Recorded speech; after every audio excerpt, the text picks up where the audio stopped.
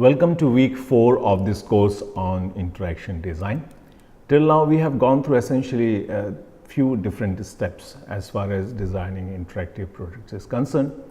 If you remember, in the first week we were talking about very basic definitions of what is an interface, what is an interaction, and how do we define interaction design as a process. And in particular, as an answer to the third question, we had seen 3 different definitions, and one of the definition was essentially talking about the process of designing interactive product. And the definition had given us an idea that designing interactive product is a highly goal directed design process. So in the following weeks we had seen different facets of this goal directed design process, and now we are in week 4 where we are going to study framework definition part of goal directed design process. But once again, let us do a quick recap of what does this goal directed design process was.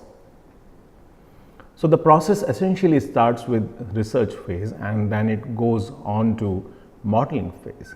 The third phase is the requirement definition phase.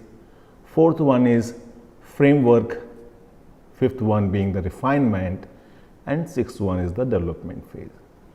And if you remember, when we were talking about an overview of goal directed design process, we had seen that from left of your screen towards the right of your screen, we are actually going from understanding the domain, the user, our application and requirements for that, and then we were abstracting that knowledge, and in the third phase we were structuring that knowledge in the form of requirements. And now the fourth stage is the representation of that knowledge, of that understanding when it comes to designing interactive product, and fifth one being the detailing part. So you can very well imagine that by the end of fourth week you would be able to detail an interactive product, because you have seen different parts of this process.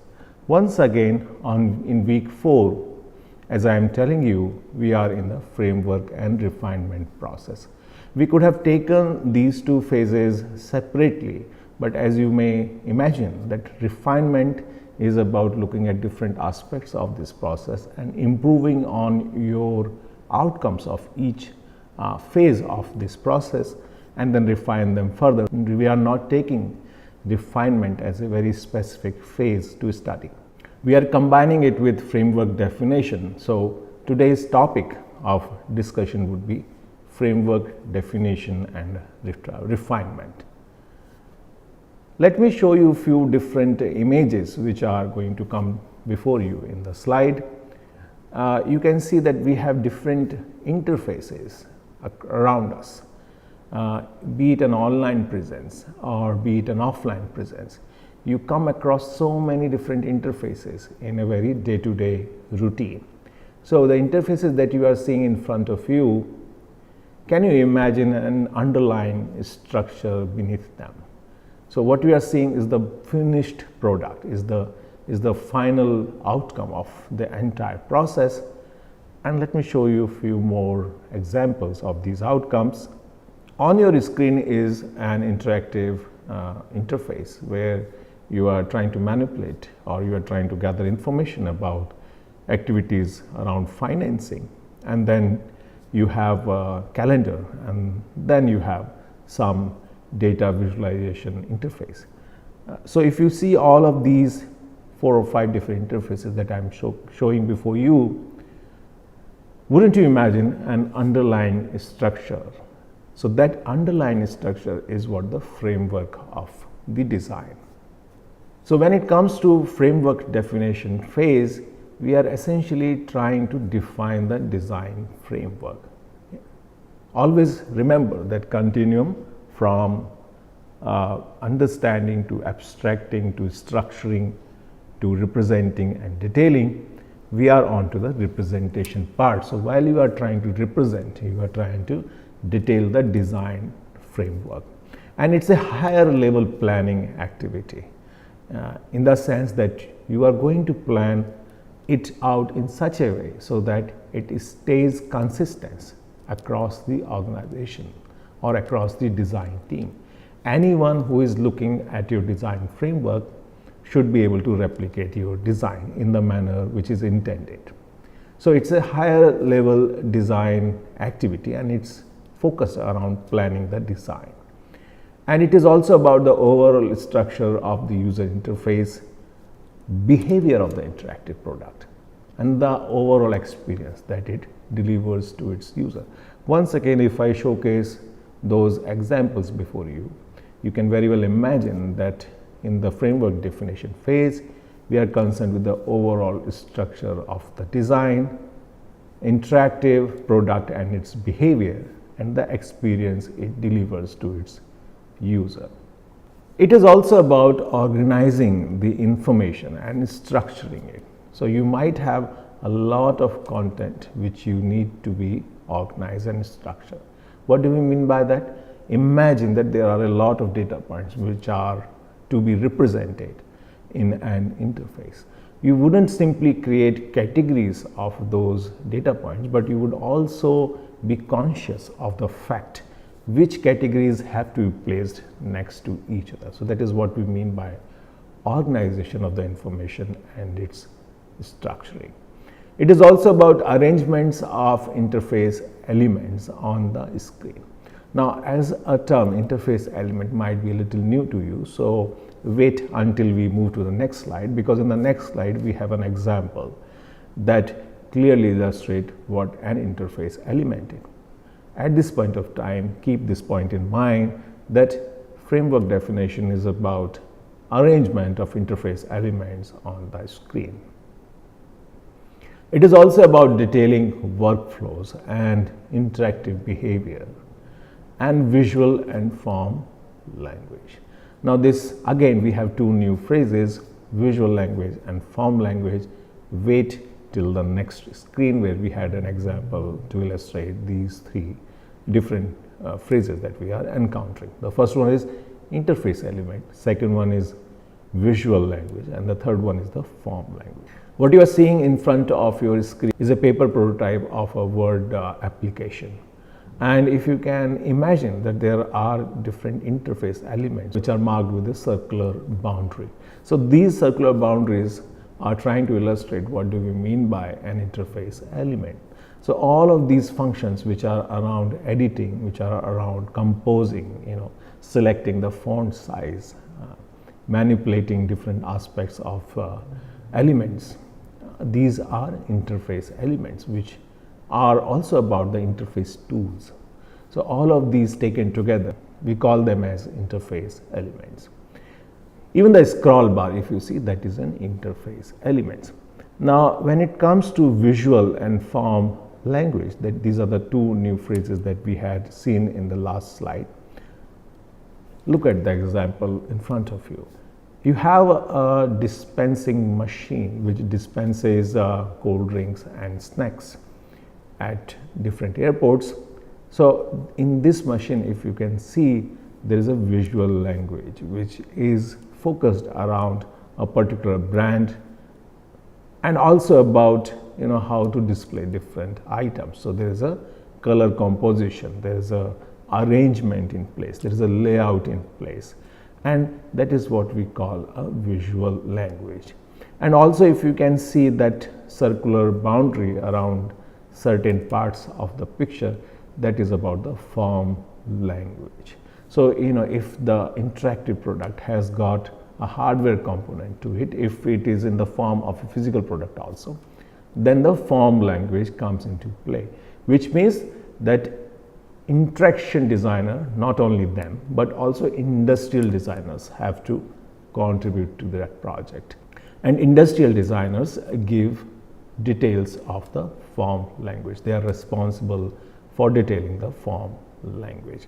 So this is what we mean by three different phrases: interface elements, visual language, and form language. Let us return to defining the design framework, and now I am sure a bit more clarity is there when you look at your screen. So it is about organizing the information. Once again, I am repeating that. It is about organization of information and its structure, arrangements of interface elements on the screen, workflows, interactive behavior, visual and form language.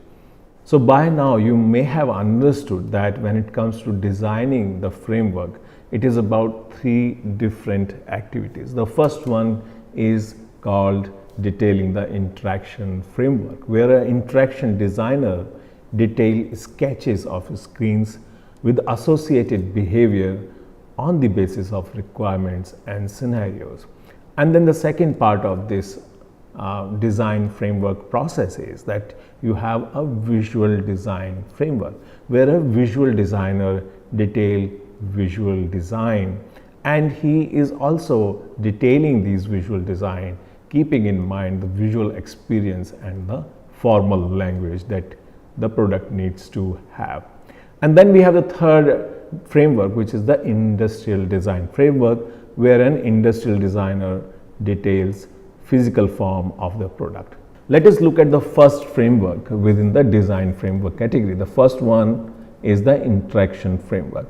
So as we had seen that interaction designers are responsible for detailing this framework, and it is an act of detailing high level structure of the interactive product in terms of few different aspects. The first one is layout of interface screens.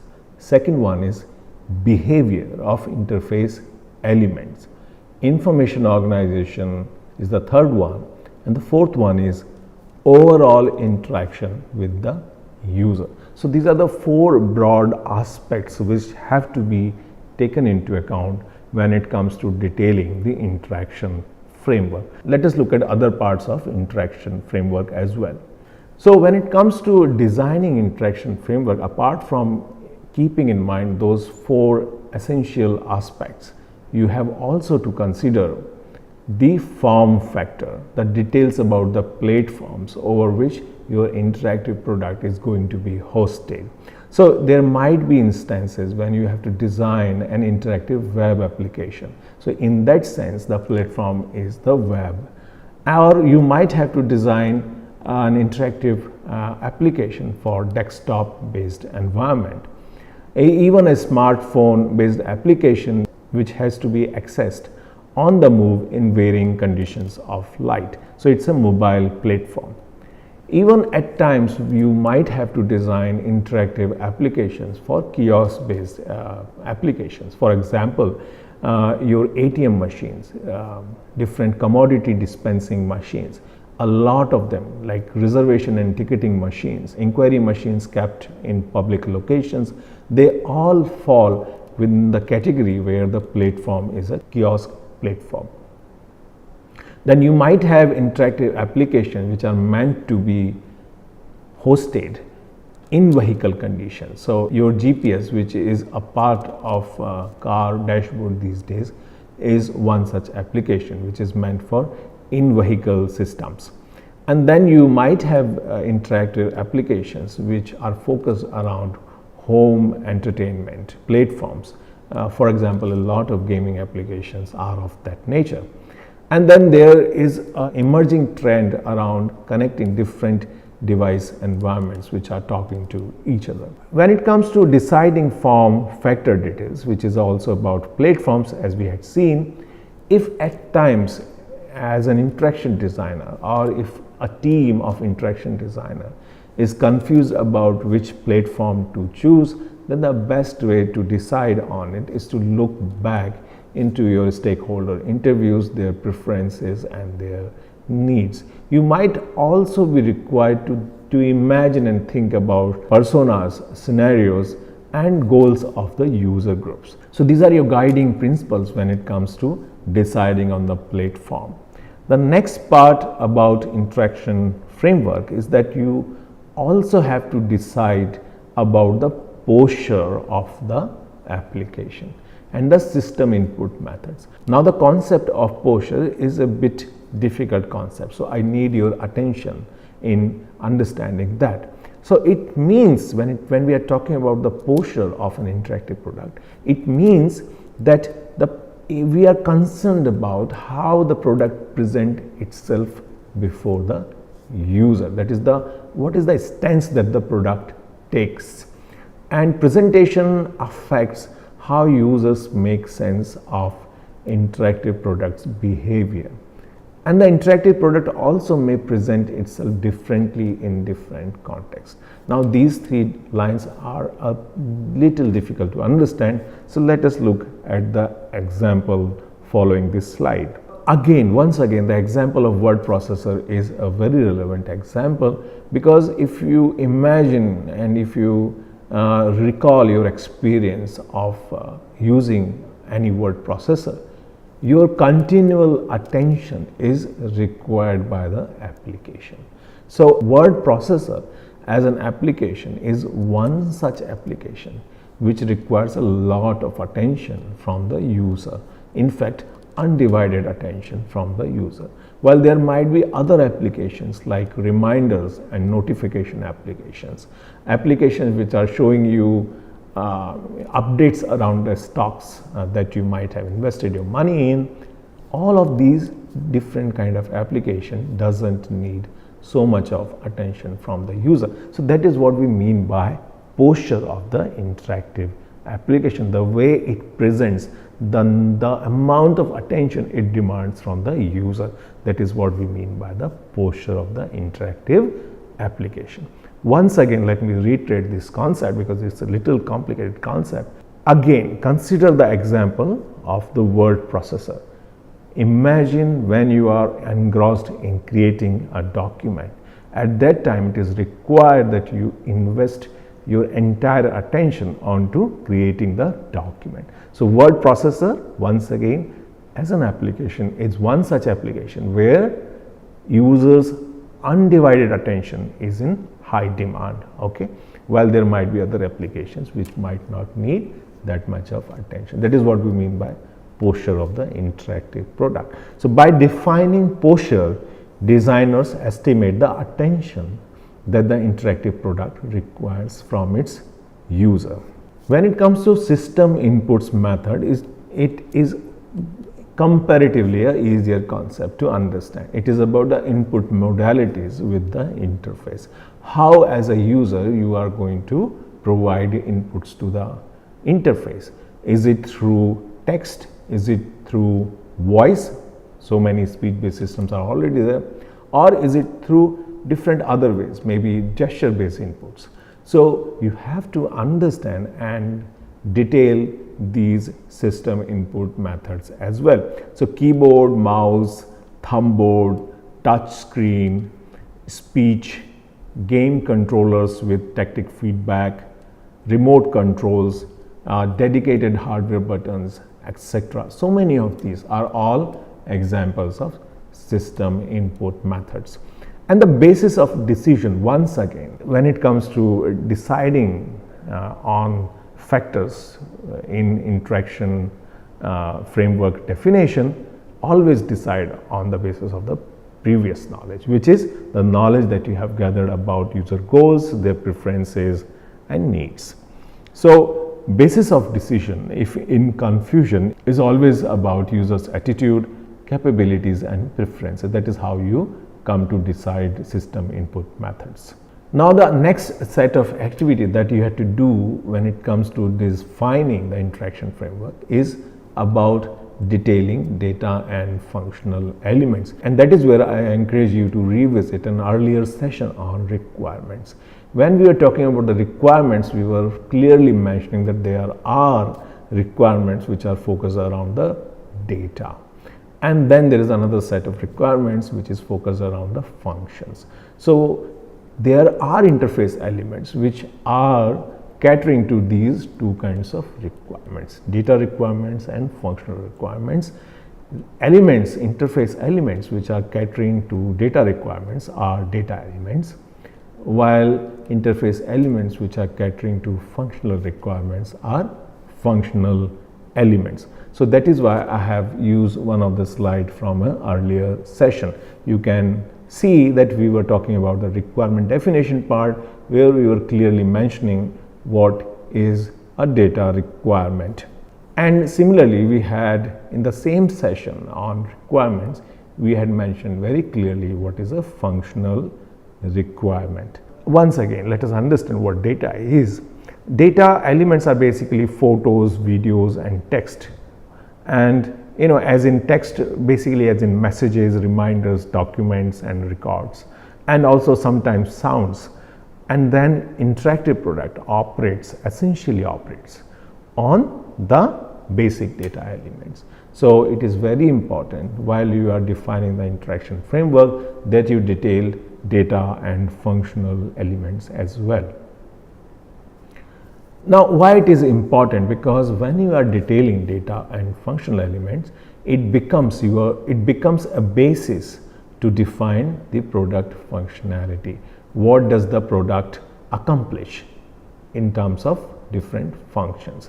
That is what the product functionality is. So while you are detailing data and functional interface elements, you are defining product functionality. So for example, a photo organizing and editing application acts or operates on photos as data elements. So what it operates on defines the nature of the application. If it's operate on photos essentially as data element, then it is a photo organizing and editing application. Similarly, we have document editing applications, photo collage applications, format conversion applications, etc., etc. So there are applications which are just focused around converting formats from one file format to another file format. Essentially, if you are using a ebook reader, there are times when you are required to convert a PDF file into a ebook reader format file. So there are applications which caters to this kind of requirements. So that's where we are saying that detailing data and functional elements is about detailing the functionality of the product, interactive product. And consider relationship between data elements when you are trying to detail these. So there might be times when a photo resides in a photo album, or a sound or a video object resides in a slide presentation. So these are the different examples. So there might be relationships between the data elements which you have to consider when you are detailing the interaction framework. Functional elements, so these are operations or manipulations that you are performing on the data elements. So essentially the interactive product operates on data elements, but there are functions that you perform on the data elements. So that's what we are calling the functional elements. So for example, the copy format tool. Have you ever done an activity like you have a paragraph in a different format and then you have another paragraph in a different format? What you do, you put your cursor on one paragraph and then go to the copy format tool and then use that tool throughout the next paragraph. The format of the first paragraph gets copied on the second paragraph. So you are essentially acting on text as data elements, but the function that you are performing is copying the format. So that is a functional element in the interface or interaction. Okay. Now we are moving further into detailing data and functional elements. So base your design on context, user goals and mental models when you are designing the functional elements, especially when you are thinking about the operations that you are performing on the data elements. It becomes imperative for you to think about the mental models of the users. Recall the time when we are talking about the mental models, and we were saying that there is a system model and there is a mental model, and the models that are there in between are different represented models which are created by the designers, and it is a designer's mandate that he brings represented model as close as possible to the mental model of the user. That kind of activity, that kind of approach has to be followed when you are doing an interaction design framework detail. So when you are thinking about the functional elements, always think about the context, user goals and the mental models that your users have. So this ensures that your design stays relevant for the users, and use design principles like providing user control, and also there is an existing knowledge about different interaction patterns which are knowns, which are solutions to known problems. So you need not to reinvent the wheel at times when a problem surfaces up. And if there is an interaction pattern which is applicable to your problem, please do use that. So for example, one of the interaction pattern is multi-level undo list, which we had discussed in one of our earlier sessions. So when you are using design principles and interaction patterns, as a designer, it helps you manage your time. You need not to reinvent the wheel. Once again, as we had said, the interaction patterns are about solutions to known problems. So if at all it's a possibility for you to use these solutions, do use them. They are very important. They saves your time and help designers make their designs follow certain known standards, which in turn lessens the time of learning for your users. And users take less time in mastering your interface because there are solutions to known problems. So users have also been interacting through different interfaces using those patterns. So the time to learn those patterns is very less time. So the users would take less time to learn any interaction which is based on existing interaction patterns, and they would master the interface in lesser time possible. Now it is important to sustain a good balance between these two different ways of designing. So you see that when we are moving from understanding users to detailing the interaction framework, we are moving from very basic understanding of users and then abstracting it out, structuring it, representing it into an interaction framework. That is one way of doing it. And when you are using the already established design principles and patterns, it is a bit different process. It's like you are using already given set of principles and patterns, so you have to keep a balance between it. These are two different kind of approaches, but if you can strike a balance across these two approaches, it makes your product much better. So it is important to sustain a good balance between moving your designs from understanding users to interaction framework and using already existing design principles and patterns. Because if you can see, the scenario based design is a bit top down approach, while following design patterns and principles is a bit bottom up approach. So you have to strike a right balance in these two approaches. While you are imagining and detailing data elements and functional elements, think of your interface as it is pretending to be a considerate human being. So sustain a polite and eager to help tone of interactions. Humanize the interactions. So you might have seen that there are times when you commit an error as a user and the interface actually doesn't scold you for it. It rather says, seems that you have done something not appropriate, would you like to amend it? So it gives you an opportunity to improve on your error. That is like interface pretending to be a human being. So seems you couldn't save your last document, would you like to recover it? Is a humanized tone of the interaction. So it is important that you imagine your interface as it is pretending to be a considerate human being. And once again, when you are detailing the interaction framework, the next step to encounter is detail functional groups and their hierarchies. So you are essentially doing three things, right?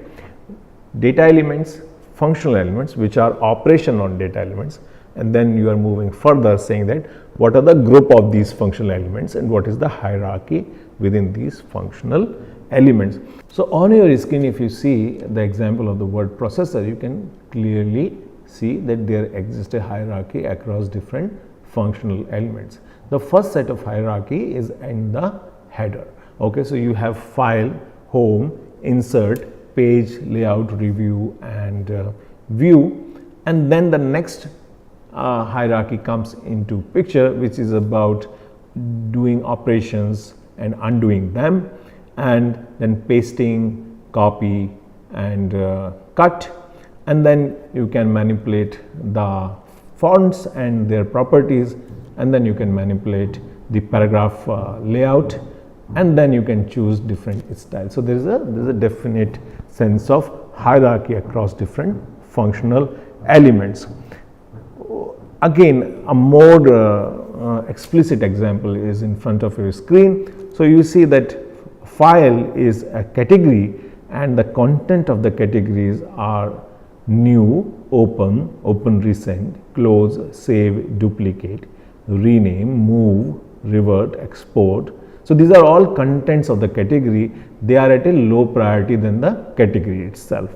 Other category which is kept at the same priority as the file is edit, and then insert, and then slide.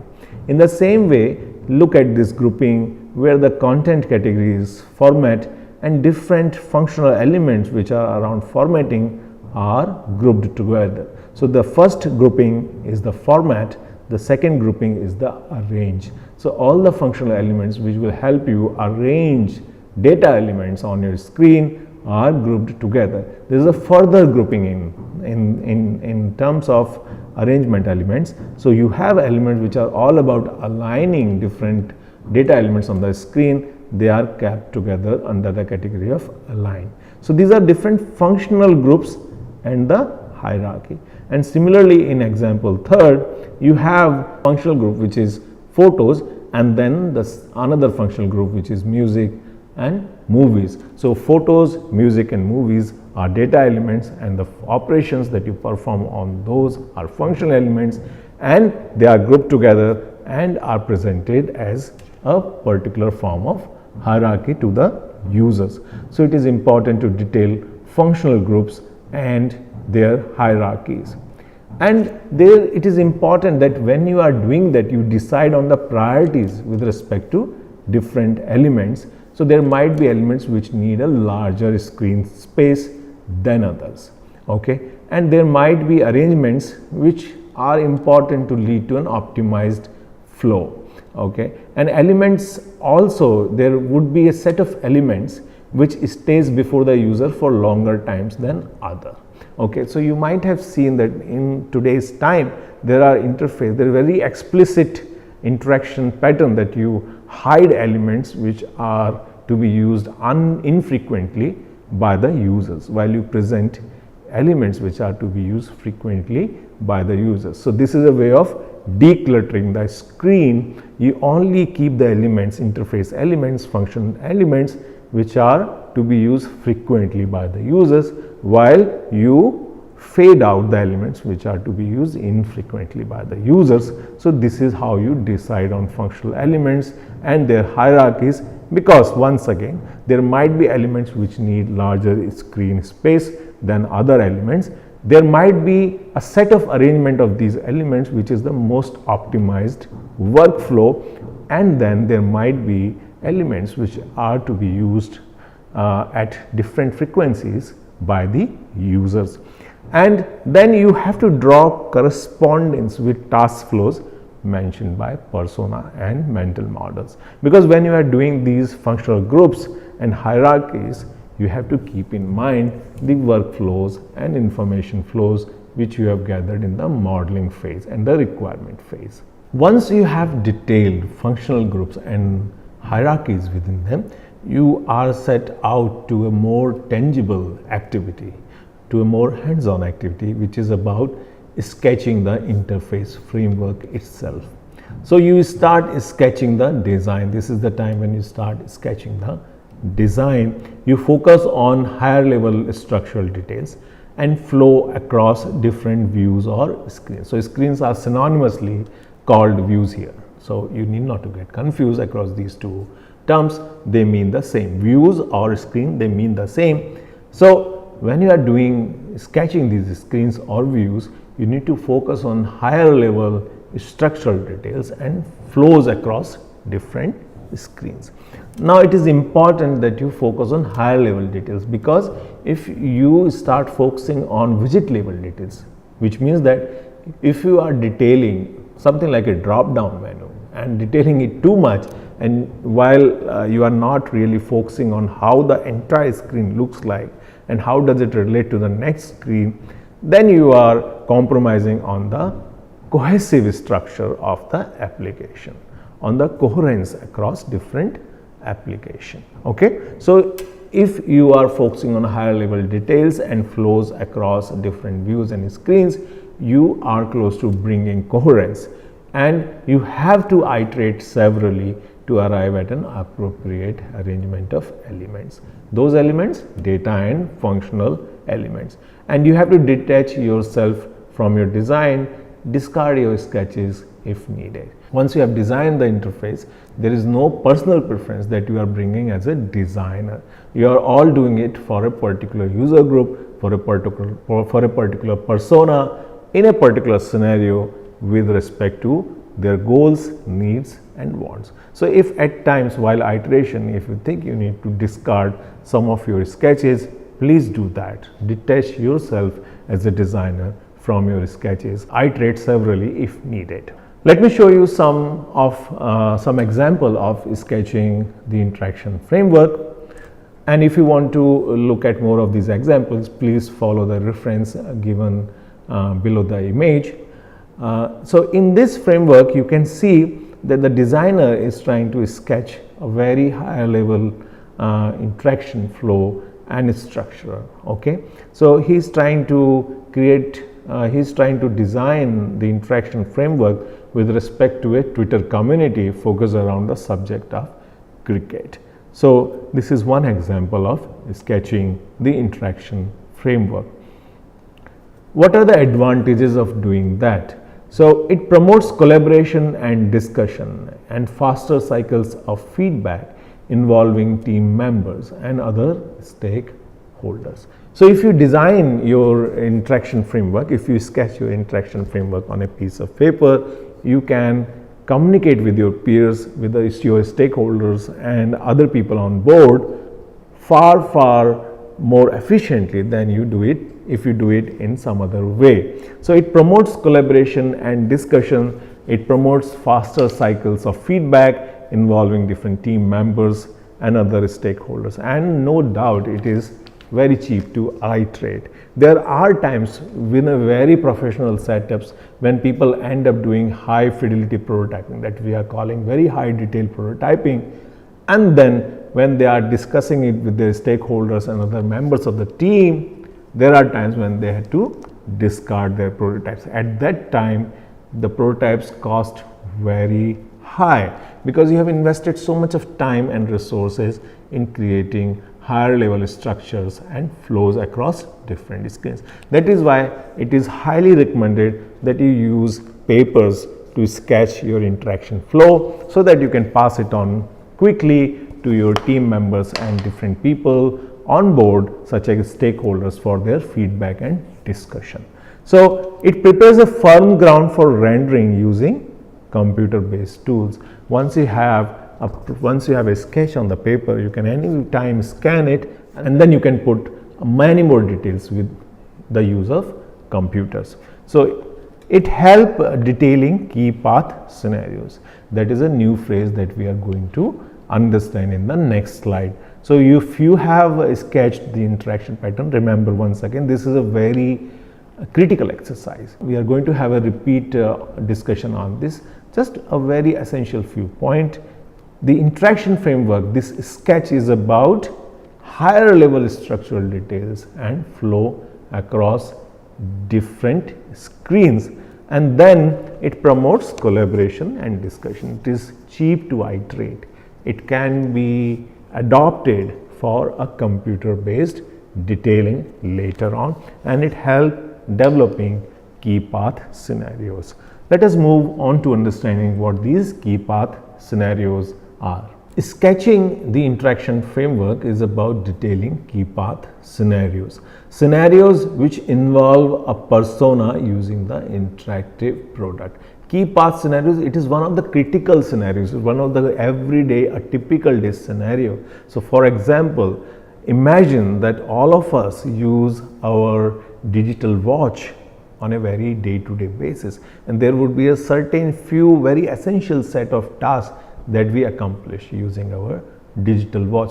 So those set of tasks are called the key path scenarios. Okay, so scenarios which involve a persona using the interactive product in a very typical day setting or in a very frequent use setting are called the key path scenario. And screens depicting complete end-to-end workflows of most frequently used functions and data elements. So, when you are doing details around the key path scenario, you want to detail it completely from one end to other end. Once again, sketching the interaction framework is about detailing the higher level structure and the flows across different screens. When it comes to flow across different screens, it means end-to-end flow across a typical task that a persona performs using the interactive product on a very day-to-day basis, on a frequent basis. So, that is why we are saying that while you are detailing the key path scenario, you need to create or sketch screens, rather we should now be saying sketch screens depicting complete end-to-end workflow of most frequently used functional and data elements. And storyboards storyboard is a technique which you can use to detail these complete end-to-end workflows. And when you are detailing these workflows, see, it becomes important for you to also imagine the alternate workflows which are deviations from the workflow that you are imagining as an interaction designer. So, creating workflow, creating storyboards is a very important activity, because then you can imagine the alternate path or alternate ways of accomplishing the task, alternate workflows. Okay. So, it becomes important for you as an interaction designer to detail key path scenarios which are complete end-to-end details of different data and functional elements across different screens or views. Let me show you an example of this. So, what you are seeing in front of your screen is a key path scenario where the interaction designer is trying to design a key path scenario for a pizza counter, for a pizza restaurant in a particular city. So, you see that in the key path scenario, you can do couple of things in screen 1, then you move on to screen 2, and then subsequently to screen 3. We are moving further into screen 4, 5 and 6, and from first screen to sixth screen you are accomplishing a key path scenario. Another example of a similar kind is shown in front of you. Now, this is again an interesting example because it is also illustrative of what a storyboard is. If you are seeing these sketches and comments written below the sketches, this is one storyboard, and then you have the next storyboard. So, storyboard creates or illustrate a key path scenario end to end. Not only are these key path scenarios, are these interaction frameworks sketched before you, it is also written what is happening in each interaction framework. Once you have created the key path scenarios and you have detailed completely from one end to other end, and these are complete end-to-end scenarios, then it is the time to validate these scenarios. By validation, what we mean that you already have a design in place, you already have sketched your design on a paper and you have detailed it further. You have said what are the different screens and what is happening in each screen, and then you have moved on to one screen to the other screen. You have done a great part of your work, but it is the time to validate. You still have to validate. You have to poke needles into your design and see where does it fail. So, validation happens after you create key path scenarios. You try discovering possible shortcomings in the interaction framework resulting from non-critical scenarios. Okay. Once again, key path scenarios were about the most critical scenarios, and now you are using non-critical scenarios to validate those, because you already have a design in place. You want to see where does it fail. So, for example, ask several what if questions. That is one approach to validate your key path scenarios. So, there would be three possible cases. The first one is that users deviating from key path scenarios and choosing an alternate path. An example of this kind would be, let us say that a user initially intends to print hard copies using a printer, but realizes that she has run out of pages. She then chooses to print PDF copy instead of a hard copy. So the key path scenario is about printing a hard copy of a document. Now this is the key path scenario. The deviation from this key path scenario is the situation when the user decides to print not the hard copy but the PDF version of that copy, because she has run out of paper. There might be some situation which has surfaced up and that has forced our user to take up an alternate path to deviate from the key path scenario. So this is one case where there is a key path scenario and the user deviates from that key path scenario due to some reason. Let us read the example once again to gain a better clarity. User initially intends to print hard copies using a printer, but realizes that she has run out of pages. She then chooses to print PDF copy instead of a hard copy. Clearly an indication of a deviation from the key path scenario. That is the first possible case. Let us look at the second possible case. The second possible case highlights actions which may be infrequent but which needs to be essentially taken by the user. So for example, when you are installing, it is a very infrequent operation that you perform, or when you are updating your software or firmware, it is again a very infrequent operation which has to be performed. Okay. Or when you are selling, let's say, one of your personal device like a mobile phone, you have to delete all the data, you have to initialize or reset it to the factory settings. That is also a functional element. Okay. So here in the second possible case, you have to imagine all the actions which may be infrequent in nature but which have to be essentially performed by the users at some point of time. The third possible case here would be of interactions which are aimed at managing infrequent system breakdowns due to, let us say, bugs in the software code or insufficient system resources. Okay. So these are all different breakdown situations which are occurring for one reason or the other reason. Examples of these situations would be, let us say that a certain suite of applications, they are hanging because there is a proxy configuration mismatch, or interaction with other applications is happening, or due to insufficient system resources like random access memory, like insufficient RAM. Okay. So these are the interactions which are aimed at managing infrequent system breakdowns due to bugs in the software code or insufficient system resources. And you might have experienced these cases multiple times in your interactions with interactive devices. So I am sure that these cases are not so difficult to understand. Once again, the first case is when users deviate from a key path scenario and choose an alternate scenario.